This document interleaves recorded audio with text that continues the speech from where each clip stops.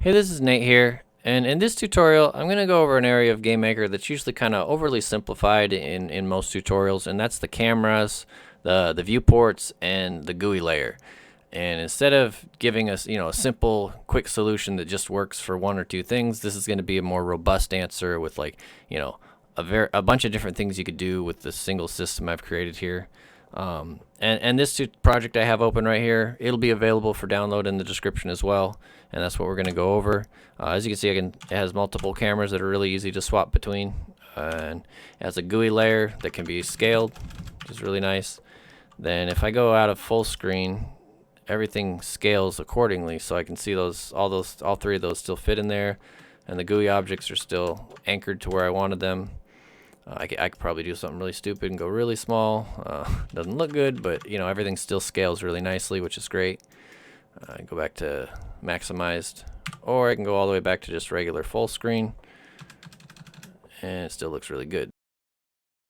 So the first things to describe and understand are cameras, views, and viewports. So let's start with just a camera. And a camera in GameMaker is an object that you can create with the camera create function. If you make many of them, they are a dynamic piece of memory, so you would want to delete them and clean them up. However, usually your camera, it sticks around during the whole duration of your game, so you really don't have to clean them up if you're not making like tons for some reason. And then a camera, so it's an object. Let's just say it's like this abstract object sitting there in memory. It contains a view, sometimes called a view matrix. That would be the more common, OpenGL or DirectX term. So it contains a view matrix, and the view matrix is what we see of the game world itself. So if this was like our game world here, and then we had like a guy somewhere like right here, the view is just what we see, or what we want the player to see of the game world itself. So that the view is this box here, and the game world could be any size, whatever. These coordinates could be all over the place, huge, small, it doesn't matter.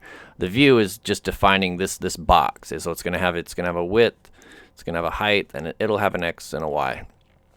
And then the camera is just an object that contains this, along with some other stuff like the projection matrix, and other things that really, if you're doing 2D, we're not going to get into 3D here. We can ignore the rest of really what a camera does. It's just an object that contains this view matrix. Then the last part is a viewport. So right here, this is a viewport. And the viewport is a section of where this view here is drawn to the game window, or the monitor display, whatever you're using for a device. So if this was like our monitor, and we had a viewport, let's do it in a different color. Now normally your viewport covers the whole window, but you can have a viewport, like say you want it to be here. Let's move it down a little. It has an X position and a Y position in the upper left, and then it has a width, and it also has a height. So width, height.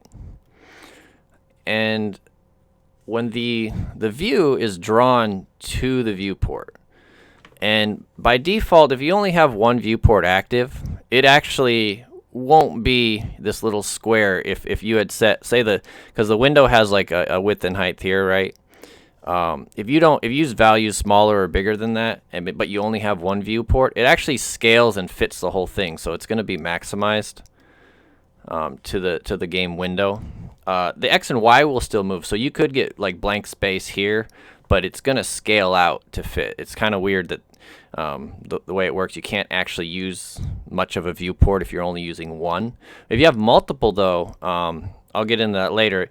It'll actually, then everything will go exactly where you tell it to go relative to the game window. So anyway, your view is drawn to the viewport, and the viewport is maximized if you have one. If you have multiple, you'll have multiple views and multiple cameras all over your game window, up to a maximum of 8. So you can have 8 viewports. Oop, that's not it.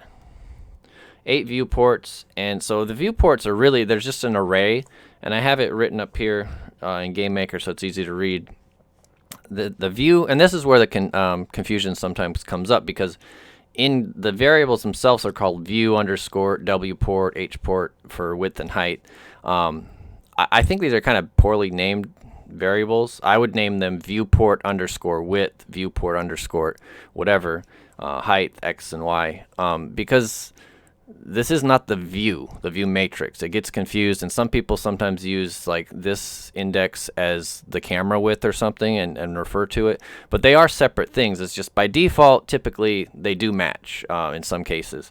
Export is like always 0 if you're only using one because it's the upper left of the screen. But anyway, these can be set. They're an array, so when you the corresponding index, you could set the width and height of the viewports 1 through 8. Every room by default does not use viewports. By default, you would have to like maybe make your own camera, and there's a camera apply function, but it's easier to just start out with viewports and put a camera in it and go from there, and then that way every room is the same. So at the beginning of the room, you want to run viewport view enabled, and this technically should be called viewports enabled because that's what it's doing. It's enabling viewports in that room. So again, weird name variables, and there's functions that go with all these like this. I put some examples. View set W port is the same as if you assign something to this array right here. And then the view cameras, this is the array of cameras. So this viewport, this camera here, it goes into like an array right here of multiple cameras up to 8. So view camera is just where you assign these cameras to when you create a camera. If you enable your views and then you say view visible on, like say we do index 0 for both of these, there'll be a default camera in there with some settings. Typically you want to get that camera, destroy it, and make your own. And that's what the solution in this project also does for you. So, but those are the three main things to know: is there's a camera, a view or view matrix, and view ports. So there's one key piece that kind of goes with all this on how things are actually rendered in the end, and that is the application surface, or whatever surface you're pointing to. Because back in here on these viewports, you can actually tell a viewport to use a specific surface, but by default, and here, we're going to just use the application surface. If you're not familiar with it, it's worth reading up on. It's where everything is rendered to in texture memory before it actually gets to your screen. So, and I'll explain this here kind of with just a loose reference to DirectX, OpenGL, stuff like that, but in GameMaker terms, so it's easier to follow. So when everything is finally rendered, and the last thing the engine's basically doing is it's drawing stuff to what's called the back buffer. And this is your window or whatever, your browser has a back buffer, and that's going to eventually come to the screen. So back buffer is the last place things go.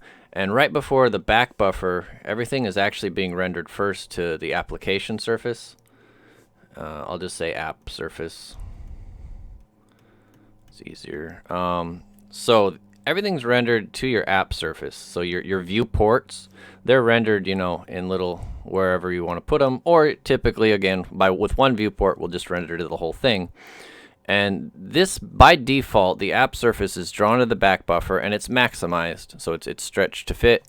If you wanted to do something different, maybe add a border or something and draw it at your own scale, you can totally do that. You just use the post draw event and you turn off the app surface automatic drawing enabled. We're not going to worry about that here, but it's just good to know that this doesn't have to be automatic, but it's usually best. So the app surface is going to scale to fit here. So that means typically we want the app surface to be a size that it doesn't have to match the size of the window or the back buffer. It just needs to look right so things aren't stretched. You want it to be the same aspect ratio. So like if this was a width of 1 and a height of 1, I'm just making numbers up here, and this was a 2, that would actually match because the aspect ratio is just 1 to 1. Obviously, we use stuff like 1920 by 1080 or common resolutions for our monitor. This is probably, if we're full screen, it's going to be our monitor's resolution. And we just need to scale off of that. So we could take like whatever the width of this is and the height of this for our window. We could do like that divided by 2, divide our height. Ooh, that's not H. Divided by 2. And then it would scale and look correct. And that's how you could also set if you want more performant graphics. If you're trying to give like players the option to change how things are rendered internally, you'll get better performance by scaling the app surface to a size smaller. You could also even scale it bigger. When I say it's maximized, that's actually not correct. If it's bigger than the app surface, it'll scale down to fit the back buffer as well, and that's called super sampling, and typically it's just not worth it. But anyway, we want the app surface to match that, and it's going to be drawn automatically. Now, when drawing to the application surface, and any surface in general, surfaces have a height and a width. So let's just say this is a surface, and it has a width, height, and when we're drawing to it, if you're drawing directly to a surface, you'll be dealing in the actual width and height values. It's, let's say, like this was 100, and this was equals 80, or something like that. You could draw directly to a surface using those coordinates, but when we're dealing with the actual application surface and a view or a camera, or what more appropriately the view matrix, we're not drawing directly to those coordinates. Instead, we're drawing to what's called clip space. So and this makes things a lot easier in graphics APIs to like transfer between different shapes, sizes, and the only thing you really concern yourself with is aspect ratio. So if we put 0, 0 as the center of our surface, it's normalized like this from -1 to 1, and then up here, depending on whether you're DirectX or OpenGL, it's going to be 1 to -1. Which is flipped, it doesn't really matter here. This is just to illustrate the concept. And so when we have our view matrix, and this is like our view into the game world, obviously this square doesn't fit evenly into here, but it is mapped 1 to 1. So if this view, after your shader runs and whatnot, this view also can be mapped to -1 to 1, and same here. So like this little spot right here would match up some here, but obviously these aspect ratios are wrong, so it's not going to match correctly. So in order to make it work so that our view always matches wherever we're drawing to, depending on the aspect ratio between the two, we're going to compare them. And in this case, we'll want to add a little excess to the sides of here. So here we'd be adding a little excess, and let's just imagine my ratios are correct here. This would now fit evenly into here, right? It'll be stretched, but it'll be stretched evenly, so then it won't look wrong at all. Everything will be, your graphics will look nice and whatnot. Now this is an illustration going to, I would call this a surface, right? But we could also, in the case of viewports, not only do we need to scale it to the surface, or sorry, we don't even scale it to the surface. Imagine this is a viewport and it's going onto a surface. So the viewport's here. Maybe, if you're doing 4 of them, you would have, let's get a square. So you could have, 4-player split screen, and you would have these 4 viewports. And so the aspect ratios we need to compare when drawing our view matrix or our camera's view matrix to is the viewport itself, and not the actual application surface or game window. And notice the game window, we can ignore that at this point. As long as the application surface back here is scaling to the game window correctly, it's kind of out of the picture at this point. The main concern is getting this view matrix to fit into the the view matrix to fit into the viewport. So, and here we have 4 viewports set up. Now it's just coincidence and pretty common that we only have typically 1 viewport, because we're going single player or full screen with 1 player, 1 camera, and that's why a lot of those numbers tend to match up. And you might see people use the aspect ratio of the window or the monitor or the application surface, but ultimately, to make a robust system that's going to work across any game without having to change anything, we want to focus on getting this view to match the viewport for aspect ratio. Now, the actual math for scaling the view matrix to the viewport, there's 2 cases to consider. And one, let's say this is our view matrix, view, and our viewport could be positioned like that, or it could be, give me my rectangle, it could be horizontal like that. So what we need to find, and this is viewport and this is the same as that. We don't know which one of these we have, but what we can do is find the aspect ratio of the viewport, find the aspect ratio of the view, compare them, and then we'll know if we need to add to the sides or add to the top to make it scale correctly. So first we need to find is the aspect of both of them. So let's just say VP A, let's call that viewport aspect. It equals viewport height divided by viewport width. And the same goes for the view aspect. Let's just call it VA for view aspect. It is the view height. So same thing really, divided by view width. And this is the same regardless of which of these two we're using. This is the aspect ratio of these. And as you can see here, I kind of drew the view as a square, the green rectangle. And so if it's a square, this is going to equal 1.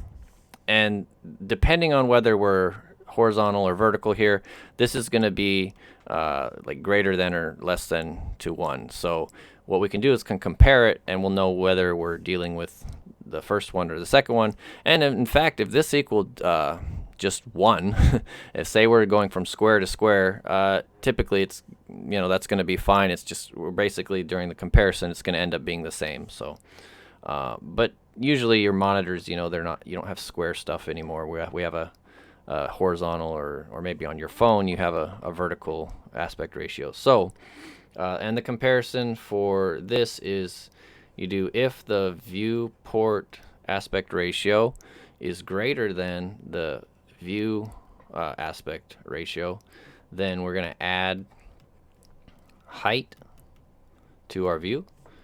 Else, that means the other way around, we're going to add width. So we're going to add excess width or height to them depending on the aspect ratios. So let's do this in a new tab. The actual math, so if we're adding height, so case 1, we're adding height, and we're going to be adding excess height to it. The excess equals the view height, not viewport height, the actual view matrix height, multiplied, let's try to write good, multiplied by the viewport aspect ratio divided by the view aspect ratio. Minus 1. And that would add excess height, and we just add it straight to whatever our desired height is. So like, I'll call it final height to make it very clear. It's view height. So this is what we wanted it to be, plus this excess, whatever amount that is. And that's going to give us the scaled height that's going to fit this one right here. And for width, we're going to have excess again, if I can spell. And the excess here is view width times, and this time it's the viewport aspect ratio divided by the view aspect ratio divided by the viewport aspect ratio, also minus 1. And then it's the same thing here. We're going to add that. So final width equals view width plus excess. And then these, if you wanted to, add right here, you could put final width equals view width, so it's not changing. And same here, since we're adding to width, the final height will just remain the same as whatever view height you wanted. And it's good to keep those separate, because as you change your view, what you want, your view height and width, as you change those, you need to keep track of what you actually want, and then the final value is what's actually like set to the camera when everything's said and done. So here I have the project open. which is it'll be available for download in the description with a link. And this is part of the camera struct that handles a lot of the things I just described. And here's the actual math that we just showed, where we're scaling the aspect ratio and the size of your view according to your viewport. As you see, it's pretty much the same thing. It really is. Your excess is added to your view height and width. And also, we keep the zoom max set so that you can't, like, when your zoom changes, you want to stay within the size of the room, so you couldn't zoom bigger than the room itself. And the camera view too is also clamped so it doesn't exit the room. You could obviously remove some of those things if you wanted, if you don't care about keeping it in the room, but by default we have lines like that here that do that. So let me hide these real quick. So the main structure of this whole solution is there is a display manager object right here, and it automatically manages all these camera objects for you that you create. And they're created with this struct, as I mentioned. And it's optional whether you want to create this struct yourself, update it yourself. At rooms when the room starts, you need to call room start event, stuff like that. That's why I put these in sections: manual, camera control. This is if you're not using the display manager object, which it depends. Like if you just want a simple camera setup, you would make this camera struct, and then you would call these update functions as needed whenever you want it to follow your object. And when the room starts, you need to call this again, display manager object is going to do this stuff for you. And if the room start event already ran and you're creating a camera after the fact for some reason, you would want to call this too. It's as the comments kind of tell you what to do. And if the window resizes, you would call update viewport so that your camera still fits correctly according to how you have it set in your game window with your viewport. But again, the manager object does that for you, so you don't have to use those. They're optional. The private functions you would really never touch. They're called by these other functions up above, or like these public ones. And these public ones are what you would normally call in any situation: set follow, set position, etc. Change your view size with set view size and the viewport. And the rest are, as you can see, these are very self-documenting: set angle, zoom, etc. Those don't really need comments because the name themselves says what's going on. And the declarations, there's nothing too special that would take much explanation. They're very straightforward. I use the full viewport as a variable name so that there never is confusion between the view and the viewport. Then there's some defaults too that you can mess with depending on how your game is set up. And then down here this is how the cameras are actually created for the view manager. Or if you didn't want to use the view manager, you could still use this. And what it does is it creates a static array in this get game cameras function. And instead of messing with global variables, which nowadays you really only need maybe a couple at the most in any game, because we have these static functions we can use, or static variables we can use, that means I don't have to worry about when this is created. As soon as I do add game camera, it's going to run get game camera array, and if it's the first time this is suddenly created, really nice. You never have to check, does this global exist? It's going to exist as soon as you need it, which is cool. And so normally you would do add game camera, same properties as the struct. It's basically like a pass-through wrapper function, but it's going to put it in this array that the display manager uses. And if you're using the display manager, this is where it wants to look for those and whatnot. And then you can get a specific index if you have a camera you need to get information or you want to manipulate, etc. When you do add game camera, it also returns the camera, so you don't have to get it here. You could have access to it with the return function when you created it. So just like when you create an instance create returns the instance you created, its ID. So this returns the struct. So that's the camera library. That's probably the biggest chunk here, and whether you use the display manager or not is up to you. It's there for convenience, and I'm going to go over that next. Alright, so here's the display manager object, and like I said, it's a real hands-off. It's a black box. You don't have to mess with it more than just adding the cameras you want and maybe calling when you don't want to swap full screen or not. So let's look at the create first. And in the create event, I use these user events just so that some of the larger code blocks are out of the way and not mucking up the create itself. And one of the main things to notice here is it it does a windowed width and height. These are like when you're not in full screen and you swap between the two, you want to remember what your full screen or your windowed width and height were. Otherwise, you would always be swapping back to whatever your full screen was, and the window wouldn't fit, and it'd just be weird. So it remembers that for you. Again, really nice and hands off. The rest of these, you don't really mess with these, to be honest. And let's see, we'll look at where the cameras themselves are created. I like to put it in this user event. That way they're separate, and when you set up your object, you may put them here.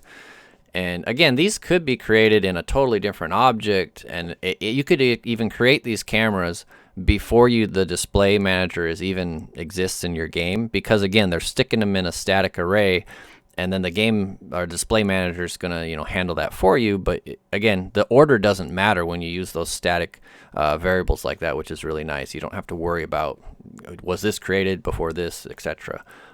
So these are the 3 cameras I made on the project.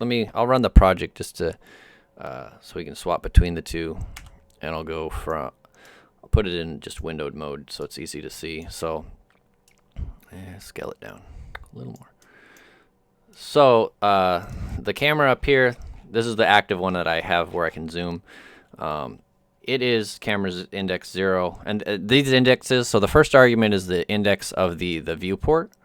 You can maybe see them down here, all the arguments. There's quite a few, but they're all really important to set at the beginning. So we have the viewport index, which could be 0 through 8. There's 0 through 7. There can only be 8 of them. And I use the default width and height. You could set whatever you want or change those constants to be something. And then these 4 values here are your viewport X position, Y position, your viewport scale, and your X scale for width and height. And these are not the actual size of the window, because we don't know what the size of the window is going to be. Instead, we're using values of 1 would mean I want to use the full width of the window, because the width multiplied by 1 is still the width, whatever it was. Multiplied by 0.5, it's half. So we're just using a scaled value of the window. And if we look back here, you can see I want this, regardless of how big I make this, I want the width to cover the whole width. So that's why it's a 1. And then the height is 0.5. So whatever my height becomes, I'm going 0.5 or half of it. 0.5 it's better to multiply by a fraction multiply by a decimal than divide by a fraction. And then the same with these down here, except they have half the width. So there's 0.5 for the width, 0.5 for the height. And then this one, the bottom right one, its X position is going by, again, we're scaling, or we're using a scale of the window and not a hard-coded value. So that's why everything, if you ever use like Java or something like that where you set up Windows stuff, this is usually how you do it. You use some sort of value that's just scaled off of whatever the window is, but we don't care what the window is because the user, as you can see, can resize it to whatever they want. So hopefully that's easy to understand. I explained it well, but it's really important to know like how these work. If you have just one game window and you're not setting up the others, I'll just do it right here. And I actually let's just start this so it doesn't start in full screen, just because the recording software takes a second to catch up. So as you can see, I just changed it in here. 1, 1. So the width is 1, the height is 1. So it's basically the X and Y scale is set to 1, means give me the full window width, give me the full window height, and it works great. And let's add some other cameras here. Just to illustrate, I'll move the bottom right camera, I'll move it over and down some. So as you can see, it pushes it down and it looks kind of weird. It messes things up because, if we're using 0.6 and 0.6, it's not going to fit correctly. What else? We could change this to like 0.2. Let's see what happens. There, it squished my top one to 20% of the window. I'd say that's about 20%. So, and the way these work too, if we let's see, view, just give me something. If I bring up the manual for GameMaker, and go to viewports, it actually shows how that works. If you have multiple viewports, it creates a bounding box that fits all those viewports. When you have multiple, it's really important to know, because if you have only one, like I said at the very beginning, it just scales and squishes things, so it's not going to look right. But if you have multiple, it creates a bounding box, and as you can see, that's what it's doing here. It's creating that bounding box that'll fit all those views in accordingly. So that's what happens when you use multiple views that don't fit your window correctly. But it's pretty simple to just 0.5 is half of it, or if we wanted to do more, we could do 0.25, and then that would be like a quarter of the window, and we could do more and more. So anyway, that's how you set up the cameras. It's probably the most important piece here with the display manager object. It does have, if we go to its declared functions, there's a window toggle here. Window resize, window room start, you don't have to call those because those are called automatically. When the window is resized, it does everything for you. But if you toggle full screen, you want to call this. I'm actually calling it, I have a little game state object here. This is what controls this little demo. Nothing really here is nice or important. It's just some quick things to manipulate the window and the camera and the GUI layer. I can increment it and whatnot. So, and as you can see here, display manager, window toggle full screen, that's what it's calling here. So you can call that wherever, as long as your display manager exists, of course. So that's it for the display manager, and the next is the GUI. So the last main piece here is the GUI objects, and here is the parent abstract GUI object that you would, if you were making child objects, you would inherit from it. And the way it works, if we look at the room, I have in the upper left of the room, here's the whole room, I just have an asset layer, and it has a sprite on it, and this represents like what my GUI size should be. So this sprite here is 1920 by 1080, just a typical resolution, but you could set it to whatever. And I place these relative to where I want them, as if this was my actual GUI. And in their variables tab, you bring up their variables tab, you can see this is where you set their anchor, how you want them to anchor accordingly as the window resizes. So I have the game open here still, and as you move, you can see they resize and they fit their anchor. If I go like vertical like this, they still sit where relative to where I had them in there. And plus their scale, it goes up and down. You can set the user scale, and I'll show how in the code in a minute. But there's a user scale, but there's also a window scale too. So as the GUI's layer size changes, you wouldn't want these objects to become so small you couldn't see them. So that they scale with the window, and they scale on how you have it set as the user scale. So you could make that, maybe give the player an option to turn their GUI size up or down, and everything's going to scale accordingly. And if, as you can see, they will overlap if you keep going. But you could always add like some sort of collision check, so that these, like, you could tell the object to, like, hey, don't collide with the other, and they could resize and push. That could be something you add. Typically, you set your GUI up so that there's enough wiggle room that they're not going to do that. But when they're anchored, relative to this, it's pretty easy to manage. There's another right here. If you want scale with GUI, you could turn that off, this Boolean check, and then when I resize the window, they're basically going to say exactly the same size, which means as the GUI layer gets smaller, so if I have a really small window, they're not going to resize so that they're visible and easy to see. Instead, they're gonna stay whatever size they were, but they're drawn on like a smaller area, so they're gonna shrink with the window. Basically, they're not gonna resize accordingly. That's optional, of course. And again, you should inherit from this object. It's a parent. It's not meant to be. That's why we use the double underscores with the beginning of it. It's saying, hey, don't make this object directly, make a child of it. And then, so if I'll just do it real quick here. Make a child, you go to parent, and we'll just get the GUI object. So this would be a child object. We'd give it a sprite. And then for the create event, there's stuff in the parent object. So you'd want to do an event inherited. Typically put the code down here, whatever you need to do. The draw GUI event, you would just directly override it because all it has is draw self. The draw event itself, we just put none because we want it to do nothing. It's not drawing itself in the room. It's not important. And so here's where you put your actual code, like draw your health bar, draw whatever you need, your skill icons, etc., your inventory, all that stuff would go here. And also, never deactivate a GUI object. There's no reason to, because typically you don't have very many of them. Instead, use the visible toggle either on the object itself there or through code. You know, you have the visible equals false. That's like deactivating the object, because with a GUI object, your actual code goes here, like the code that it executes, it goes in your draw GUI event. It doesn't go in your step event. GUI objects, it would make no sense to have it in your step event, really. And that way, when your window resizes and your GUI layer changes or whatnot, that makes it so that these objects are never deactivated, and the display manager or whatever's calling the reposition functions to move this so that they stay where they're supposed to, if they're not deactivated, you don't have to worry about tracking what's activated, what's not, etc.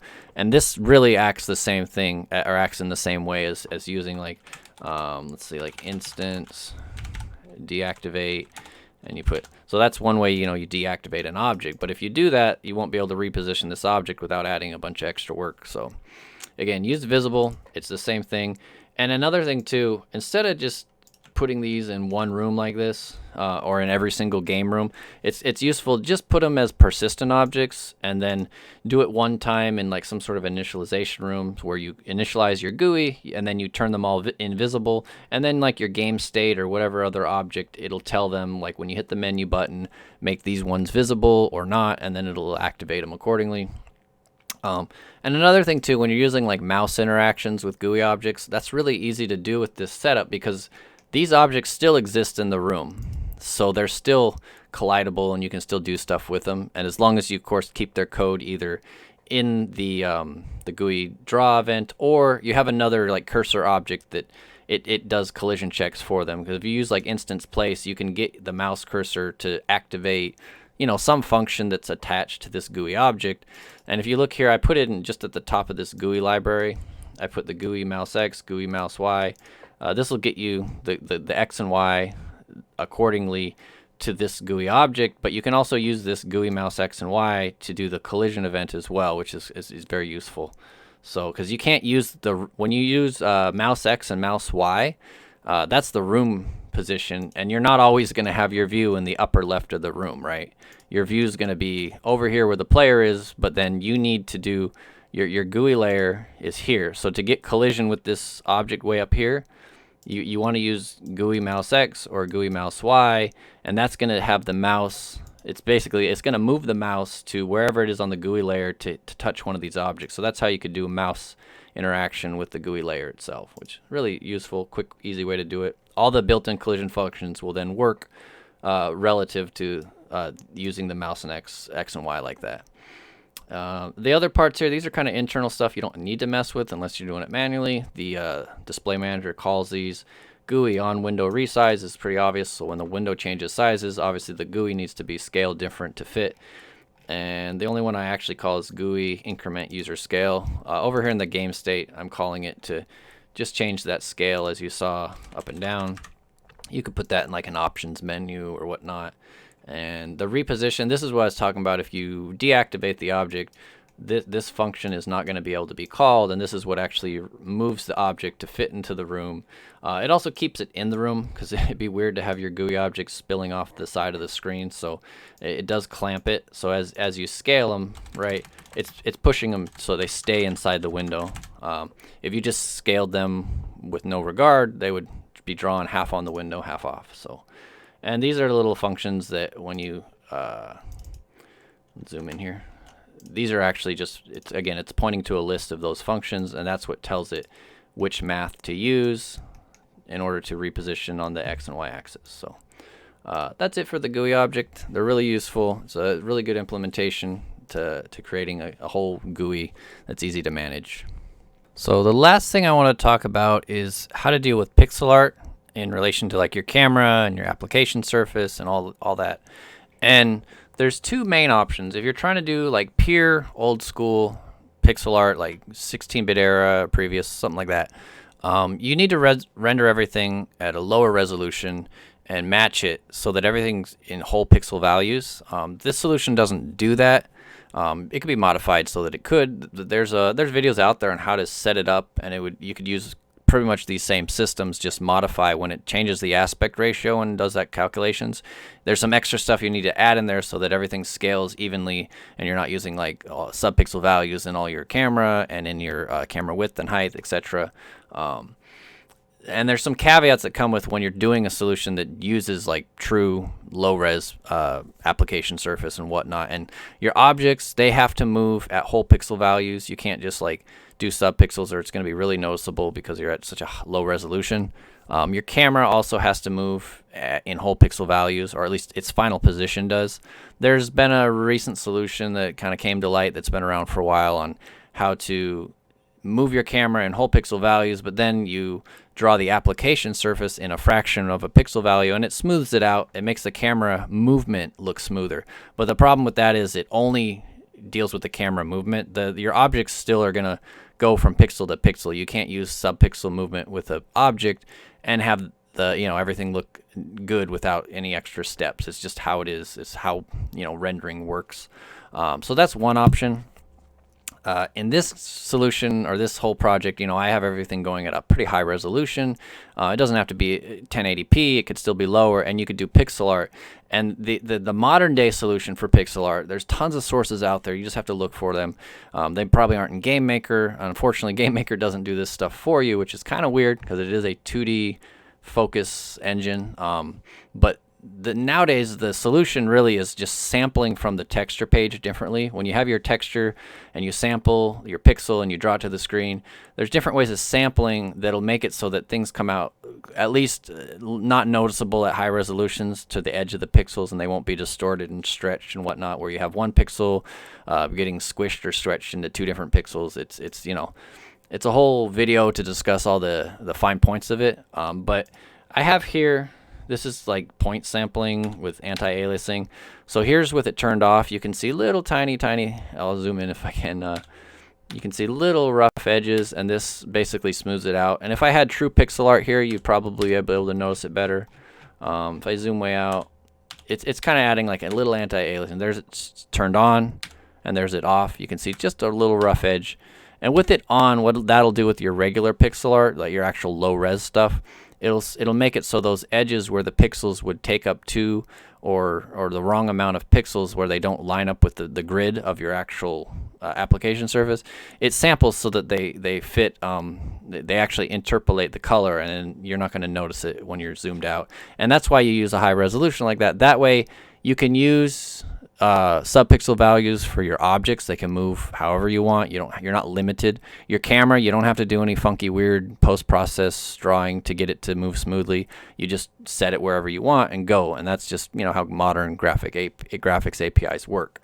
Now this solution this came up recently. It's from JuJu Adams, who I think most people know who he is in the GameMaker community. I hope you do.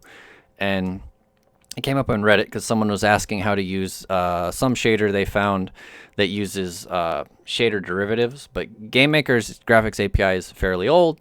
I told the person how to use it, and then JuJu said, by the way, I have one here that does it without the derivative, and it's comparable to it. It's from his GitHub, and his GitHub link is here. There's a lot of good stuff there if you've never used it or looked at it. But in this pixel art upscaling, he has links too that take you to a whole bunch of solutions on how modern pixel art is handled.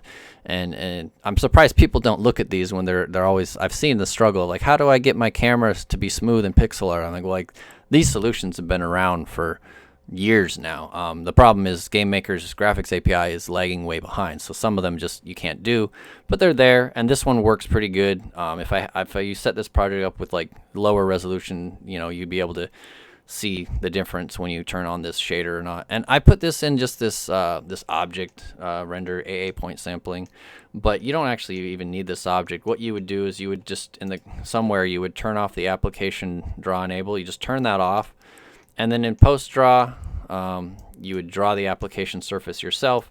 I wrapped it in a function like this just because it's nice to put your uniforms and static things like static variables like that. That way you don't have to bother keeping track of uniforms. If the uniforms of your shader are grouped with this function, it's boom, you just call the function. So it's just a convenient way to do it. So this is in the post draw of this object, and it does it for you. And like I said, I have a toggle so I can turn it on and off. Use these off, on. It's pretty nice. So definitely check out JuJu's page if you're interested in doing some stuff with, where was that?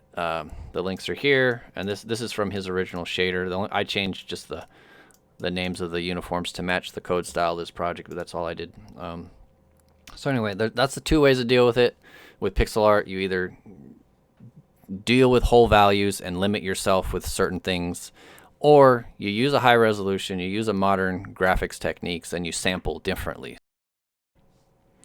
So that's it for the tutorial. And one last thing to add is I didn't create any kind of camera shake variables or anything for the camera itself, but if you were to add camera shake, you would do it right here in the camera struct by just adding your shake X and Y to the position when it's set.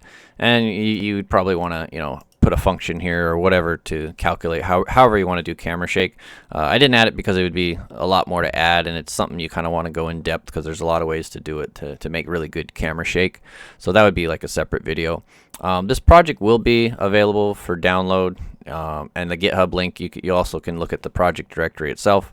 So, and some people have asked if I could have a Patreon or some way to help contribute and whatnot. I don't like putting code solutions like this unless it's like a big, you know, professionally done project like my lighting engine or something like that. Then yeah, that's going to be like a purchasable asset. But for something like this, I don't like code being, you know, something that people could basically research and figure out themselves. I shouldn't be putting that behind some kind of paywall.